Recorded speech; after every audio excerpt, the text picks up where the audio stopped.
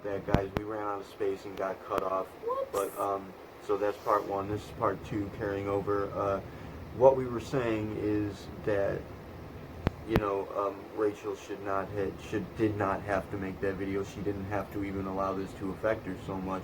But where it comes to the YouTube community and what, you know, being a public entity, being a public figure of sorts, you can't really just ignore people when they're bad mouthing you. So this is the game.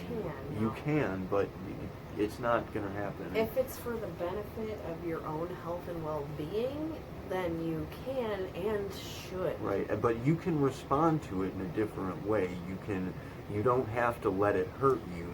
You know. In my experience, especially dealing with the person that in my life who has those kinds of depression, anxiety issues, I find that if somebody is the other in that person's life who is causing some kind of issue or conflict or problem with them, whoever it is in the moment, in the day, that particular day, or whatever it is, for some reason, those people dig deep to punish themselves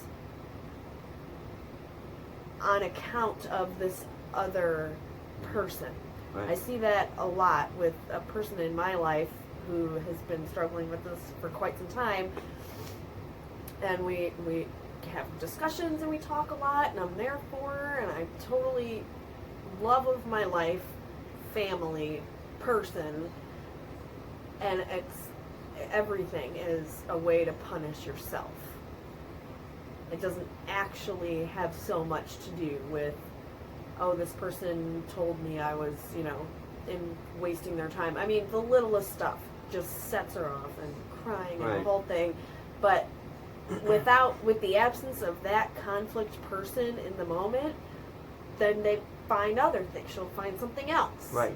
And I'm a piece of shit. I must be punished. What did I do? How do I fix it? You know, I mean, it's like what this sometimes is, you can't and fix speaking, it. You just have to be there for yourself. Speaking of Rachel's situation, now she's younger. She's part of that third wave generation, so she's afflicted by this too. This is an affliction. This is social programming that people have been put in this position where they're programmed with this victimization complex, and it becomes an addiction that they need to feed. It's an addiction that's forced upon them. It must be hell. I mean, I don't know how people live like that. And the worst part is so that they're unfortunate and sad. The worst part is that they're so conditioned in this way that cognitive dissonance kicks in when they deal with earlier generations like us who are going to try and show them that this is, you know, you can deal with this in certain ways. They're going to block it out. They're going to dismiss it, reject it outright. As Rachel said in the video that I responded to, she said something about taking the psych drugs. She said these are I'm going to work with some wishy-washy chakra stuff instead of using the tried and true methods. She thinks that the psych drugs are the tried and true methods. See, I feel like somebody's misinforming her about that. Not that it doesn't work for many, many people, but it also causes all kinds of other shit. One of the side effects of those psych medicines is that they cause suicidal thoughts and actions. Exactly. And there's a bunch of mass shooters have all been found to have been on, you know, psychotropic or mood stabilizers, those kind of medications. So tried and true, I would not say that were the case. It's not even close. They are in fact experimental medications, and the actual tried and true method is the dealing with the chakras, dealing with the things at the core level, dealing with your own physiology and your own psychology manually. That's the tried and true measure. Totally. Now, these psych meds, they are not by any stretch tried and true. In fact, they are experimental. A cure. And it's just treating the symptoms instead of working on the condition. Yeah, that's not a cure at all. And but it's so much easier to believe that these pills are the answer than something that you've been. That's fine. I know, but I'm saying this is the cognitive dissonance aspect where they're going to look at something that, especially with but I believe personally that the atheism thing, again, as I've stated, it's a product of religion and deliberately so. It's not accidental. Go back. I don't want anybody to misinterpret the things that you're saying. If there's a certain person out there who is using medications to deal with their depression, anxiety, or whatever, and it's working, that's great. But a lot of times, those people go off their meds too when they start feeling better, and then shit starts happening and rolling downhill. I heard a doctor, some interview with oh god, it was so long ago, say that like a big percentage of these breakdowns and people that get hospitalized for mental issues is because they were on meds and then stopped taking them. Mm-hmm. So that's not obviously an answer at all. If you, I don't know. It's just you have to cater to your individual needs. And honestly, that is right there. That's a facet of addiction right there, that you can become dependent on these medications. These things are not accidental. This is happening, whether it was plotted out by people or not. There is a plot to it. It's very implicative that you should become dependent upon these medications, where in fact it's very rare that there's going to be an instance of, say, depression that is terminal, that you're not going to be able to fix at the core level by taking manual control. Yeah, you're not going to be able to have a life that that is unfixable without medication. It's unlikely. I mean, the medication might be an easy win to treat the symptoms, and if it works for you, fantastic. That we're not saying that, drop your meds. No, oh my God, no. That, if they're working for you, fine. If you want to try them out, be very careful, do your research, but you can deal with these issues. You can beat these things. You can beat depression. It's very, very rare you're going to run into a condition wherein your brain is broken like that. There is a cause to it. There is something that's causing it. But what is so infuriating to me when dealing with this person that I know personally that has these issues is that the meds are there and it's a tool in your toolbox, right? It's something that it's a tool. Mm-hmm. Something you can use to possibly help. Available application. Right, to possibly help the situation, but there are many other things in that toolbox that most people just refuse that's outright to even attempt, and that infuriates. It's conditioned into them to be so much more willing to believe in and inclined to believe in the use of these drugs, and once they start using the drugs, they become dependent upon them. This is a fucking vicious cycle. It's a production loop. But if it's at the cost of something greater, then be dependent on whatever you need. Exactly. If it's fine. If that's, I'm dependent on if things. We're all dependent on certain things. With these kinds of things are way too large to mess around. Mm-hmm. It's way too large. And it could be very well. It could be the value of your life. You could be, for example, a brilliant YouTuber like Rachel Oates, who may or may not require these medications. But if the medication's a cause for you to be capable of reaching people and inspiring people, fantastic. It's not, don't fucking. It's just one way to find value in your life. It's the value, takes, but then do it. Again, that's you placing meaning where you feel it belongs, and that's the power you have as a creative being, as a human being. You have the power to produce and create and erect meanings, to build your life, to construct it. You have the power of heaven within you. You build the dream. You are building the dream. And yes, you can get out of a nightmare if you're in it. I remember you used to tell me all the time back in the day when I was being stupid, and I had met you when I was in high school. And I remember you always telling me, change your mind. Like, if I had some kind of issue or a problem and I feel blah, blah, blah, change your mind. We Change your change mind. our minds about lots of other stuff. I changed my mind of what I wanted to wear today, or what color I wanted to paint my room, or any of that stupid Right there shit. You can is change your something- mind for the betterment of yourself. Yeah, a process to fight this, by which to fight this social programming, this victimization complex, and this dependency, is to change your mind consistently. Just keep, excellence is a habit. Keep choosing to respond to your scenario, whether you feel it or not. Choose to respond in a positive manner, and you will begin to feel it. And once you begin to feel it, your brain's going to rewire itself to reward you for doing that, and it's going to turn that depression It around. starts with confidence, I think, is the root of dealing with these kinds of issues. Is that the confidence just is not there. You have to have confidence. at Endure with faith all. and patience. That was the most important fucking quote next to excellence is a habit. The first most important quote I ever heard that changed my life. Endure with faith and patience. And it's going to take a while. To recondition your brain, retrain your brain, it could take That's a while. where the faith comes in.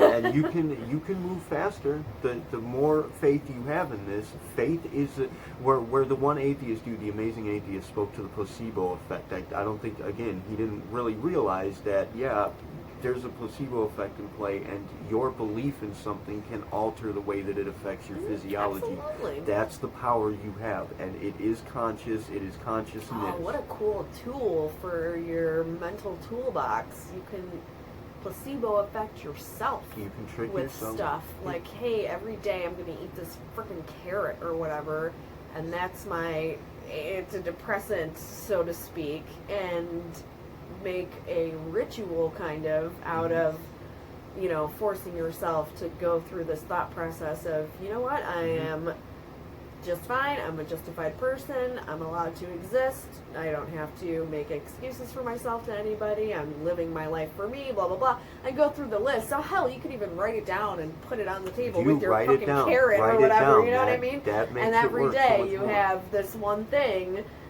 that it forces you to kind of go through this list mentally of the things that you know to be true, but it's really hard to feel those things sometimes. And even if you know them to be true, I find this a lot too when dealing with my family member. Even when you know those things, that doesn't mean that you feel them. It's hard to feel something. You know it's true. And of course you're a wonderful person and everybody, you have a family that loves you. Those things, but in the moment you're like, that's fucking bullshit. I don't care about that. Right. But it does matter. And you can care about it if you focus that attention and confidence. That's what it is. That's what meditation in and of itself is about, is focus, concentration, decision. And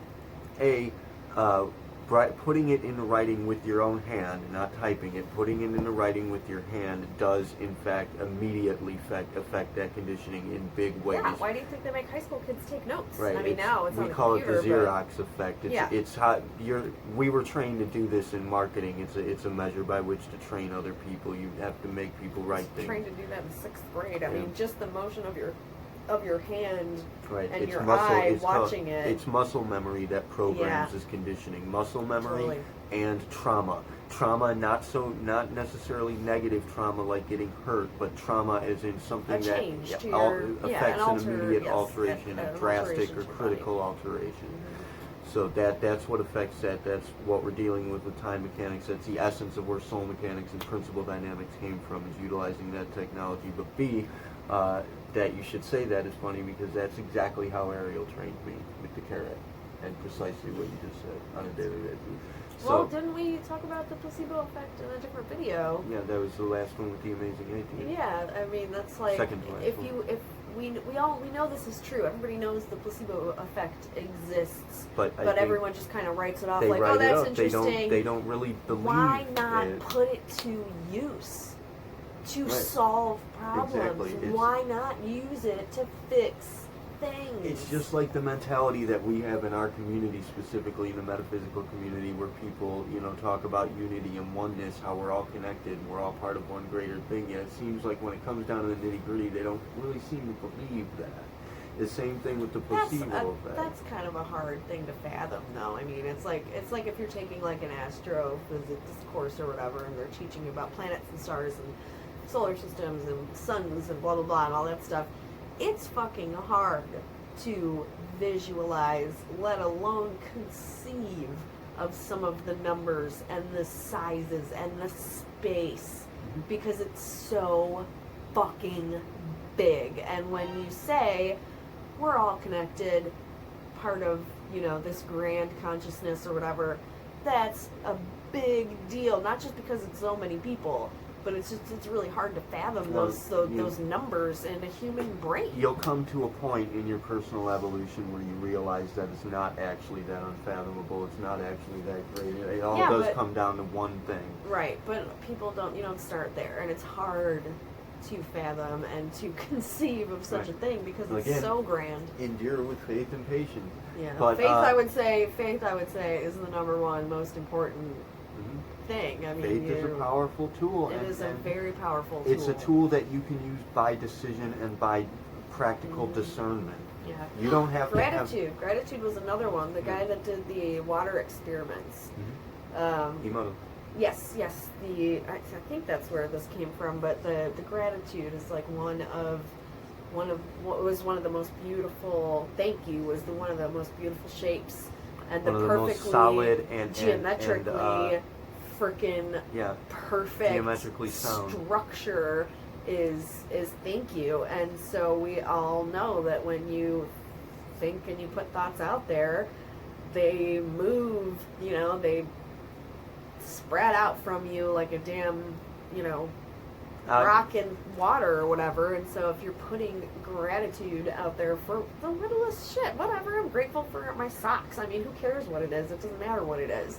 Yeah, what matters will make you feel better. Is the gratuity. And then they put the gratuity stones in The Secret when they made that Oprah movie or whatever. And this one little kid was making like these gratuity stones and sending them to people, but really you could just pick one up off the sidewalk. But just, again, you train your brain to every time you're holding this thing to think of things that you're grateful for. And eventually, you know, it's just automatic. You just automatically do it. And every time you're holding this thing, this object, whatever it may be, you are grateful for whatever the hell it is. And that's one of the most beautiful sound and rewarding things you can put out into the universe is gratitude. Right, and that's going to be how you can recondition yourself to feel better about things, and there's so just many be ways grateful. To condition yourself. Our mutual person who we're having this kind of trouble with, she said to me earlier, she said, I'm resenting expectations at the moment, and I feel like people in her generation do that a lot. Yeah, but it's like, why are you placing that much importance on other people's expectations anyway? Resenting expectations why are in you general, though. Why do you not be grateful for what you can people achieve? People believe in you. You. Yeah. People believe in you that you can do incredible things, and then you get pissed at them for thinking that you have the strength and the intelligence to do these great things. You're a dickhead? Like, what? I'm a dickhead now because I hold you to the standard where I believe you can achieve the most wonderful things. How does that make me an asshole? You know, that's ridiculous. That's a ridiculous stance to take. Well, whoever you are. That's I guess crazy. it's because it's only if they're going to be expecting failure. You know, why not be grateful for what you can accomplish, what you may accomplish, what you likely will accomplish if you can manage the field to stay in that But mode. even failure is an accomplishment. And failure is an accomplishment. A sort, and we learn and grow from those things. Mistakes are made. If nobody, that whole thing with uncomfortable, this is uncomfortable, you make me uncomfortable, it has to be safe everywhere. And it's like, right. if nobody ever felt discomfort, this would be the most boring fucking world.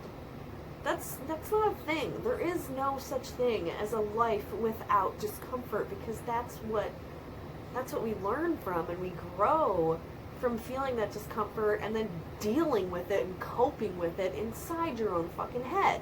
There is no such thing as a life without discomfort. And if there was, what are you even doing? Why, it would be so fucking boring and stupid. There's no point. You'd have no measure by which to judge comfort. Right. You can't have light without the dark. I mean, it's absolutely ridiculous. And so when people, oh, that made me uncomfortable, like, okay, great. And there's nothing after that. There is no fixing discomfort. It's ridiculous. Unless that is impeding upon your human rights. Somebody saying something that makes you uncomfortable is not the end of the world, and guess what? It doesn't affect you in any way. It doesn't affect you in any way. So, to get back on track with this, Sorry. We're putting in, I guess, assessments and suggestions for anybody who's in that position, most especially Rachel, to deal with, and how you can deal with issues of that regard and what we think about it in general. But to speak to this dude, this essence of thought guide, what I wanted to point out here with him was that, I mean, I guess we're just going to go ahead and respond to this intro video essentially, but I wanted to show you, some of the things, the way that he's behaving is so weird. He's behaving very robotic, and there's a reason for that. The way that he's sustaining his tonality, the way that he's staring directly into the camera, for the most part unblinkingly. I did see him blink once here, but he's staring into the camera. He's speaking very robotically. That even steady tonality and the colors in the background, the way that they're waving like that. There's colors on one side. Like it's a rainbow, obviously. It's I guess it's like the LGBT flag thing. Yeah, but you can only see half of it, or whatever. But it's that nonetheless, whatever the symbolism is. And he's reading from a pre-prepared script. He's not speaking off the cuff. These are simple little tricks that hypnotists use on people. That even tonality, that resting tonality is what we're going to call it, and the way that he's just staring right into the camera, not moving his head, just staring blankly directly at you, taking great care to not be dynamic in any way. He's presenting weird. as something that's meditative in and of itself. That's a hypnosis trick, and then he's going to speak to you the way that he speaks to you. He presents these numbers and these mathematical issues regarding things that, his argumentative debate rhetoric sort of things, Would and you different. talk to somebody in real life like that? That's so weird. And a lot of people are saying, from what I hear in some of the responses to him, or some of the people that have just saved feedback about him, not only is there the cult member thing where he seems like he's a cult leader and he's got these cronies, but he actually is utilizing, like, that's very likely It's the like a manner strategic that thing. it's very likely the manner in which Charles Manson might have spoken to people when Oh my he God. but Oh no. it is, but Oh, he's no. also presenting his discernments here as though it's like an irrefutable fact that he cannot be argued with. His judgments and his considerations are not to be questioned. It's just he's presenting it as though that is what it is. And a lot of people get that God complex. Yeah, though. and apparently, from what I've heard, You. if you argue with him, I'm sorry to people that I'm an asshole to if you argue with me. I mean, if I'm right, I'm going to be a dick to you, right? But I can be wrong, and I've shown that. I've retracted things. Especially where it dealt with the transgender community when we spoke to that issue. I was wrong about that, and that's something we all got to learn to do is be humbled in that way and learn to correct ourselves when we are incorrect. But this guy's speaking as though he's a machine that has all the answers. And that's that. And from what I've heard, if you do argue with him, as I said, he'll just block you. Well, yeah, then you don't ever have to stand up for the things that you've said. Right. I mean, Well, if you're but- so proud of it, you're so right, then stand up for your thoughts and your opinions. What one guy said about him is that if you do speak to him in an off-the-cuff kind of manner wherein you're actually debating with him openly and He's not reading off of a script. Open debate, God, no. Apparently, from what this guy says, he pretty much just kind of recoils into this kind of, from what he said, it just like a moron, like an idiot mentality where he doesn't really know what he's talking about. He doesn't have anything YouTube really to before present. videos, that's how you can tell a person with absolutely no confidence, as we were saying before. The confidence is a real problem. If you can't even stand up for your own thoughts, that you've said, that you've publicly said these things, and when somebody goes, well, wait, what about this? That's weird. That's wrong. And then you just run away. Yeah. Like, that's but that, crazy. and that, I mean, or block them, or obviously, whatever, again, this is conjecture. We don't know. We haven't looked into this guy enough to say for certain, although that minute and a half we watch of this right there shows me that he is obviously using blatant spot casting techniques that are not fair in any way, because the people that are watching this that don't know that's happening, it's likely they're being hypnotized. They're being hypnotized, and where we spoke to Rachel's response to it, as people said, Rachel is essentially, she's a soft target. She's an easygoing, good person who's very, and she is considerate, and she's willing to change her mind on issues. She's an open, awesome person. So then, yeah, what better person to, prod at? Yeah, and he's just going to just continuously assault her verbally or even psychologically, and she is an easy target in that way. That he's going to pick on, essentially, and this is not. Yeah, they're saying that he's a bully. That's what he had thought, bully. But I mean, as I said, we're not going to speak. I mean, we're speaking of that incident, but that's not what we're responding to here. And I'm just off the riff. I'm responding to his mannerisms and the way that he's presenting himself, and obviously some of the suggestions that he put into play, where you should be adjusting your understanding accordingly to what he says. Your impositions, your position on that is wrong, like whatever it is. I can't imagine that there's nobody else out there that he's bullied, probably. I mean, anybody that... People might step up. It might be like the Me Too movement thing, where people are going to step up and be like, well, he bullied me too. And whatever the case, this thing is snowballing. There, people are really hating on this guy, and it's likely that he's going to have to take some kind of action. To be fair, I don't think that his videos should be removed. He's allowed to say whatever the frack he wants to say. Right. Obviously, there should be... I mean, you can block people on YouTube, right? Like, if she doesn't want to have anything to do with him, couldn't she just hide everything that he does so that she just doesn't even see it, and she can go about doing her videos about whatever she wants to do, or her vlog, or whatever? There's got to be some way to just hide that away, obviously. But I don't think, we talked about the shadow banning or in one of the other videos. I don't think he should just be kicked off of the platform. I mean, unless he's like showing videos of people being beheaded, or telling people to go shoot somebody, or crazy shit like that, then he can say whatever he wants to say. People are calling for some kind of a punishment for this guy because of this. Well, like what? You don't get to do that in society. I don't know. Right? I mean, what do you... All I know is that whatever the case, this guy's gonna be. You gotta be realistic with and this shit. I don't want to. We're not trying to kick him while he's down here. I'm just saying that. I'm just pointing out these things that may have been missed as regards the idea that he may be a culty person. He indeed very much is.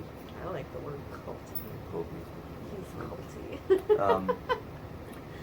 So, I mean, really, that's about as much as I want to say about him, because we don't want to get into... I mean, do you want to watch his video? I don't really. No.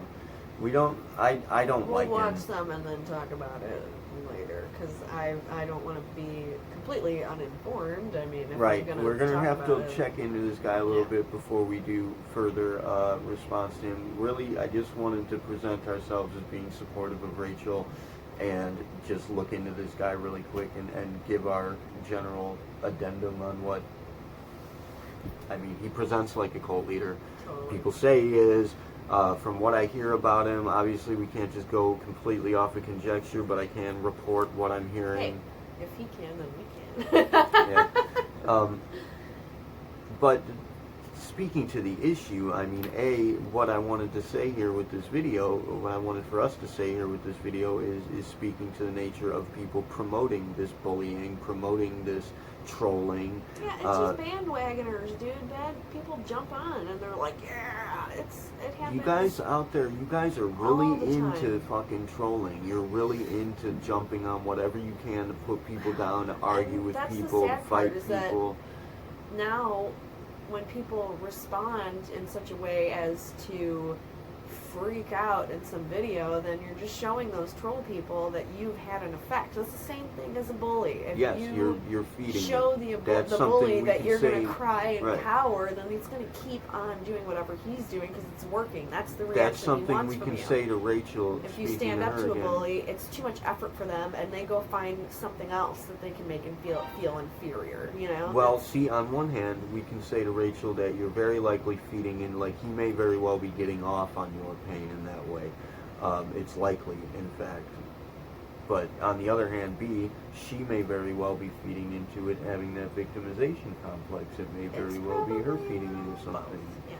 A lot of people feel like they need to punish themselves. It's almost like a symbiotic parasitic relationship. Kind of. I mean, but that happens without YouTube and without social media. That happens just in everyday interactions a lot. It's People exacerbated though with these social people media. Sucking the life energy out of other people because it makes them feel good. But it's like you have a never-ending source of that life energy that you can use for yourself. You can look to a bully and give them all of your energy, and you can still have more than enough afterwards. And that's in fact the best way to manage it. In fact, is to give source. Yeah. You can have that source available, and you can go ahead and say to this bully who needs energy, "Here, I'm going to give you mine." You know, but it's going to be a matter of attention. It's going to be a matter of time spent. Essentially, but that's what you're spending yourself. time. But yeah, you're spending time to purchase experiences, and there's a cost. Don't hurt yourself. Just bottom line on that, don't hurt yourself. There are much better ways to deal with this, and for people who are perhaps have some kind of an addiction to hurting themselves and develop that sort of a thing, I mean, it's just another way to punish. There are people yourself. here. There are people here in the initiative, myself, others that I'm working with and on my team that, you know, we're here for you. If you need somebody to talk to, or you need alternatives, you need something to deal with, some way to deal with it, we can offer you alternative measures. We can talk to you. We're here for you. We can hook you up with other people if you feel like seeking out some kind of professional help, so to speak. We can direct you in that way. We are here to help, and we, you know, I don't know, really. We haven't, obviously, as I said, we hadn't looked into this deep enough to know exactly what went down. From what I hear, Rachel's in the clear. I think that she would have, you know, I kept up with her for a while. I don't think that she would have ever promoted what the dude said. She was, by sticking by rationality rules, she was in some way promoting acts of violence against the transgender community. Lord, give me a break. That's like, yeah, that never happened. Not with this girl. That's so she has our full support. Rachel, if you're watching, you have our full support. We're here for you in any way that you might need for us to be, if you ever do, and we're here for you in any way that we can be, regardless. Find strength through others, you know. If you can't find it in yourself, find it somewhere else. It's great. Whatever you can. They had don't punish yourself. It's not worth it. Yeah, no, don't do that. That's the direction we can give you here, is do not harm yourself, and don't feed into this shit. Don't let somebody else fucking... if he's bullying you, that's him pushing you around. Don't let it happen. Fight back. Stand up and fight back. You don't have to hurt yourself to fight back. You can you can show them what for. You're a smart cookie. I've seen you put people in their place, although you've made some serious mistakes, but I've seen you put people in their place. You can fight back without actually fighting back. I mean, you can fight back within your own mind. You don't have to give justification to any of this guy's videos or anything that he said, as long as you know to be true that in your own head. You didn't do anything wrong, and you can feel confident in your own choices and decisions and opinions, and that's fighting back too. You are the enemy. The only enemy, like as Juanita would have put it, the worst foe lies within the self. The only true enemy is your own mind, your own inability to deal with these things appropriately. You develop appropriate coping mechanisms, as we spoke to with vacations days, like it's worrisome. And we deal with people who commit suicide, or on the verge of committing suicide, and people who do actually follow through with it. It's worrisome to see somebody in that condition, even though I didn't see the videos she made. I've heard enough about it. And these people, I'm certain that they can judge the real thing when they see it. I don't know how this Essence of Thought guy can actually go about saying that it was fake and live with himself and then continue to fight her on it. Like that, and that's proof right there that in fact, yes, you are feeding into some kind of a sick fucking fetish that he's got in this. Yeah, or it's his own agenda, and now you're just a sacrificial lamb. Right, but in a manner of speaking, she did fight back in a way. By doing that, she has launched this entire campaign against the guy. That's awesome. So, the whole world around you is a part of your psyche. It's all a part of your mind. Everybody that you experience, they're another aspect of your identity. So it's all transpiring in the mind. But ultimately, if you want to drop back into that first-person perspective, the only true enemy you're fighting is your own demons. And that's, if you can beat that, you've got it covered, and it will reflect in the world around you. And in a matter of speaking, it kind of is reflecting in the world around her with the people fighting this. Yeah, the outcome of this. So, yeah, I guess that's about as much as we can say about it for now. We wanted to get this one just kind of quick. But we will go ahead and look into Essence of Thought, probably respond to a video of his later on. We'll do a response video to Rachel. We'll do a good response video to Rachel. I'd love to check out her videos. That's awesome. Yeah. In fact, we'll do follow-ups for this. We'll check into both Rachel and Essence of Thought on their own. This was just speaking to that general overall issue of people promoting trolling and bullying. And that's not, we have to achieve this cooperation over competition paradigm. Who can be the most cooperative? Let's see you guys fucking get to it. Who can do the best to be helpful to people and to the beneficial to everyone around them? Yeah. What a world that would be. Okay, that'll be it for now. Thank you all for watching. Kila Salai, Kerve Uni Siari, forward together, all as one. Namaste. Good night.